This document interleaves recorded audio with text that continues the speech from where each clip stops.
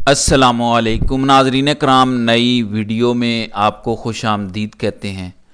پاکستان کا سب سے بڑا مسئلہ یہ ہے کہ اس ٹائم پاکستان میں جو 3 بڑے ادارے ہیں، ان تینوں اداروں کے عہدوں پر انتہائی چھوٹے لوگ بیٹھے ہیں۔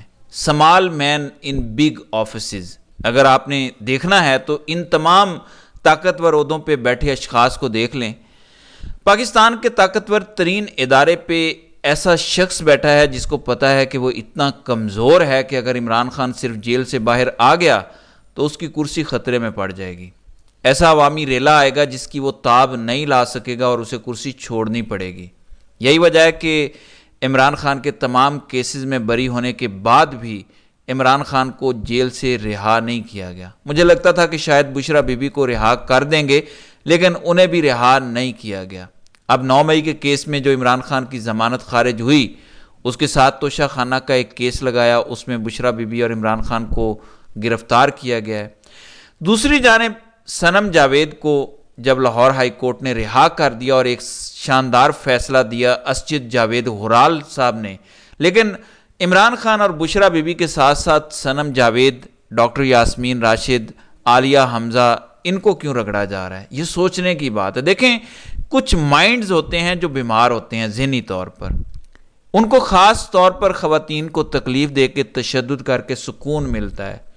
تو اس ٹائم پاکستان میں ایسے کچھ لوگ بیٹھے ہیں جنہیں خواتین کو خاص طور پر تکلیف دے کے سکون ملتا ہے، لیکن حالات اس شخص کے کنٹرول سے باہر ہونے والے ہیں۔ تجزیہ یہ کہتا ہے کہ جس طرح پرویز مشرف جب ایک لائبلٹی بن گیا تھا تو اس کو اندر سے جنرل کیانی نے وہ کلا مومنٹ چلا کے فارغ کروایا تھا۔ اس سے پہلے ایک سیریز آف ایونٹس ہوئے تھے۔ ایسا محسوس ہوتا ہے کہ وہ بہت جلد موجودہ جنگل کے بادشاہ کے ساتھ بھی ہونے جا رہا ہے، اس کے کچھ آثار آنا شروع ہوئے ہیں، اس پر بات کر لیتے ہیں۔ اب دوبارہ نیا نیب کیس بھی شروع کر رہے ہیں۔ کیوں کر رہے ہیں میں بتاتا ہوں۔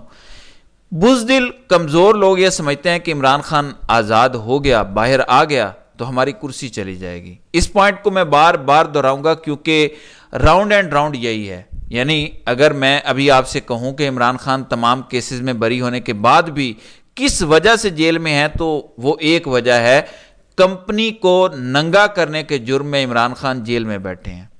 بشرا بی بی اور صنم جاوید کا بھی کچھ اسی طرح کا معاملہ ہے۔ خاص طور پر صنم جاوید کے حوالے سے تو کچھ زیادہ ہی مہربانیاں ہیں۔ جب لاہور ہائی کورٹ نے ہاتھ باندھ دیے پنجاب پولیس کے تو ایف آئی اے گرفتار کرنے پہنچ گیا کہ 9 مئی کو آپ نے کچھ ٹویٹس کی تھیں۔ پہلے الزام تھا کہ آپ نے 9 مئی کو آگ لگائی، پہلے لاہور میں آگ لگائی، پھر میاں والی میں آگ لگائی، پھر نہ جانے کدھر لگائی۔ اب کہہ رہے ہیں کہ تم نے کچھ ٹویٹس کی ہیں، اس پہ ہم کیس بنا رہے ہیں۔ امید ہے کہ صنم جاوید کا یہ کیس عامر فاروق کے علاوہ کوئی اور جج ہائی کورٹ میں سنے گا، جو ایف آئی اے نے جو معاملہ کیا اسے چیلنج ہوگا، اور اسی طرح صنم جاوید کو یہاں سے ریلیف مل جائے گا۔ اور اسلام آباد کی حدود سے ریلیف ملنے کے زیادہ چانسز اس لیے ہیں کہ عامر فاروق کے علاوہ سارے ججز سٹینڈ لے چکے ہیں۔ عامر فاروق سے اگر ضمانت والا یہ کیس بچ گیا تو اس کی ضمانت یہاں سے بھی ہو جانی ہے۔ عمران خان کے جو 9 مئی کے سلسلے میں کیس کی ضمانت خارج ہوئی تھی، وہ درخواست دائر کی گئی تھی ہائی کورٹ میں، وہی بینچ سن رہا ہے جس نے صنم جاوید کو ضمانت دی تھی اور ایک شاندار فیصلہ جاری کیا تھا۔ ناظرین کرام، اسجد جاوید ہرال وہ جج ہیں جنہوں نے فیصلہ تحریر کیا۔ یہ وہی جج ہیں جب شہباز شریف کی جنرل باجوہ کے ساتھ ڈیل ہو گئی تھی عمران خان کے دور میں، اور باجوہ کے کہنے پر لاہور ہائی کورٹ نے شہباز شریف کی بیل منظور کی تھی، تو وہ ڈویژن بینچ تھا 2 ججز پر مشتمل۔ ایک جج نے شہباز شریف کی بیل منظور کر لی تھی، لیکن اسجد جاوید ہرال نے جو فیصلہ لکھا تھا، ناظرین اکرام، اگر آپ کو وہ پی ڈی ایف فائل مل جائے جس میں شہباز شریف کے خلاف جو کیس تھا ایف آئی اے کا، اس پر انہوں نے کیا ہی زبردست فیصلہ دیا تھا۔ ایک پوائنٹ بتایا تھا کہ اس بندے کی بیل نہیں ہو سکتی۔ اسجد جاوید ہرال نے تب باجوہ کی بات ماننے سے انکار کیا تھا، پھر اب آج کے یزید کی بات ماننے سے بھی انہوں نے انکار کیا اور صنم جاوید کو بیل دی، بلکہ راہداری ریمانڈ لینے سے بھی روک دیا تاکہ پنجاب کی حدود میں کسی قسم کی گرفتاری نہ ہو سکے۔ اب دیکھتے ہیں کہ ایف آئی اے گرفتار کر کے لے کیسے گئی ہے۔ کیا انہوں نے کوئی راہداری ریمانڈ لیا ہے یا ایسے ہی بدماشی کر کے لے گئے ہیں؟ پھر اسلام آباد کی عدالت میں جب انہیں پیش کیا جائے گا تو وہاں کیا نکل کے آتا ہے؟ کیا پھر سے جسمانی ریمانڈ دیے جائیں گے؟ کیونکہ موبائل فون تو پہلے ہی ان کے قبضے میں ہیں، پھر جسمانی ریمانڈ ایک عورت کا کیوں چاہیے آپ کو کچھ ٹویٹس کرنے پر، جبکہ ٹویٹس سوشل میڈیا پر موجود ہیں جو آپ دیکھ سکتے ہیں۔ تو یہ اب امتحان ہے ججز کا، کیونکہ سپریم کورٹ کھڑی ہو رہی ہے، سٹینڈ لے رہی ہے۔ ایسے میں آپ کو ایک اشارہ بتانے جا رہا ہوں۔ ناظرین کرام، تحریک لبیک کا آپ کو پتا ہے کل ایک مارچ دھرنے میں تبدیل ہوا، لیکن اگر آپ ویڈیوز دیکھیں تو پولیس ٹرک پہ چڑھ کے خود ٹرک کو توڑ رہی ہے۔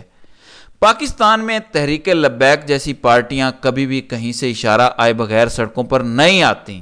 اب یہ اشارہ بادشاہ کی طرف سے تو نہیں آیا، اس لیے کہ نظام کو خطرہ پڑتا ہے اگر لوگ باہر آتے ہیں۔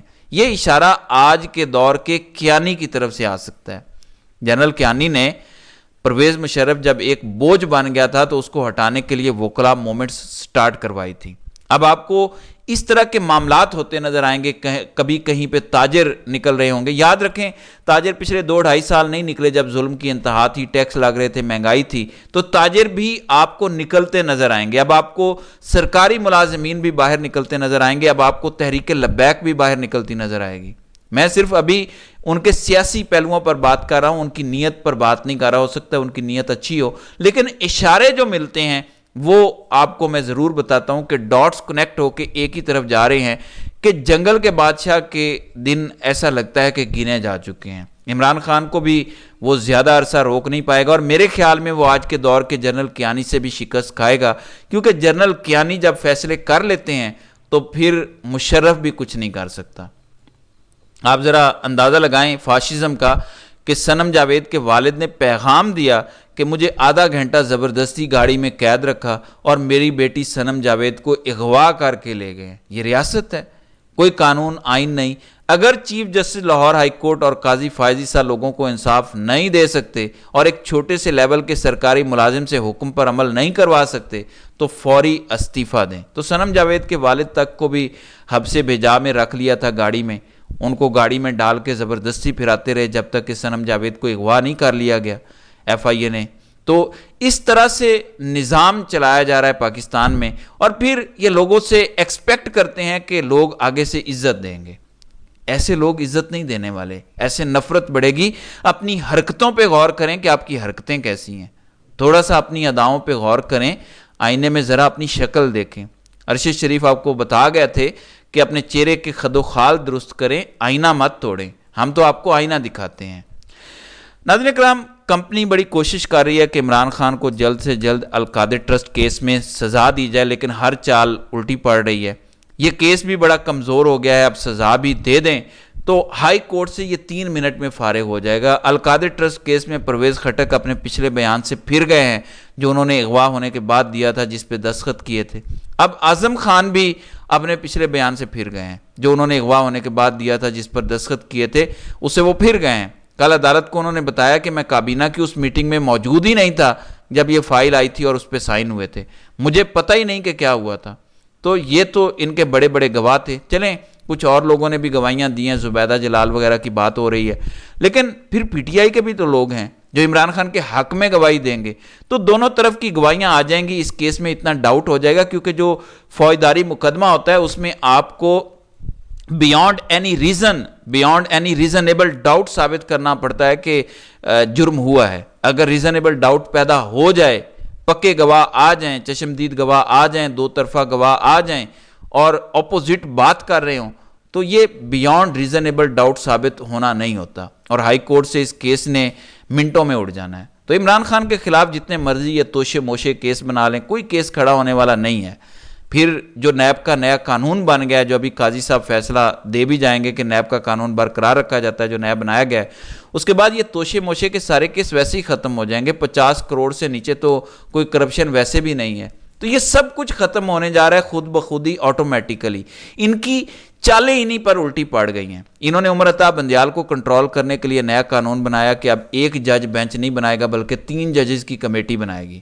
3 ججز کی کمیٹی والا فیصلہ بھی ان کے گلے پڑ گیا جو انہوں نے قانون بنایا۔ اب منصور علی شاہ اور منیب اختر بینچ پہ اثر انداز ہو سکتے ہیں، کون بینچ میں بیٹھے گا وہ فیصلہ کر سکتے ہیں۔ تو سپریم کورٹ میں جو کنٹرول حاصل کرنا چاہتے تھے، الٹا کنٹرول کھو بیٹھے ہیں۔ پھر نیب کا قانون بنایا اپنے سارے کیسز ختم کرنے کے لیے. اب یہی نیب کا قانون عمران خان کے خلاف سارے جعلی کیسز ختم کرنے کا باعث بنے گا. تو عمران خان نے اس کے باوجود کہ ان کے سارے کیسز ختم ہو جاتے ہیں نیا قانون آنے کے بعد، اس کے باوجود عمران خان نے جنگ لڑی سپریم کورٹ میں جا کے کہ یہ قانون ختم نہ کرو، اس سے اصل مجرم بچ جائیں گے. عمران خان کو اپنا تو پتہ ہے کہ میں نے کوئی کرپشن نہیں کی، آج پکڑ لیں گے کل چھوڑ دیں گے. دیکھ لیں جتنے عمران خان کو سزائیں دیں ساری ختم ہو گئیں. تو عمران خان اس ٹائم کسی بھی کیس میں سزا یافتہ مجرم نہیں ہے، آپ کو پتہ ہے یہ بات. نواز شریف 6 سال سزا یافتہ مجرم رہا، لیکن عمران خان کو یہ 1 سال بھی سزا یافتہ مجرم نہیں رکھ سکے، چند ماہ بھی سزا یافتہ مجرم نہیں رکھ سکے، کیونکہ یہ بندہ کلیئر ہوتا ہے، جو صادق و امین ہوتا ہے، اس کو آپ مجرم رکھ نہیں سکتے. بے شک اسٹیبلشمنٹ پورا زور لگا لے، یہ عمران خان کو کبھی بھی چند ماہ سے زیادہ کسی کیس میں مجرم نہیں رکھ سکتے، جتنا مرضی سسٹم کو مینج کر لیں. اس لیے عمران خان کی واپسی تو طے ہے انشاءاللہ، لیکن وہ ٹرمز کیا ہوں گی، بحث اب یہ باقی ہے. عمران خان کو حکومت نہیں اقتدار چاہیے، اور اقتدار لینے کے لیے ظاہر ہے کہ عمران خان اپنی ٹرمز پہ آگے کا فیصلہ کریں گے. تو دیکھتے ہیں کہ آئندہ آنے والے دنوں میں کیا ہوتا ہے. تو ناظرین کرام، آپ کی اس ویڈیو کے حوالے سے کیا رائے ہے؟ آپ اپنی رائے کا اظہار کمنٹ سیکشن میں ضرور کیجیے گا.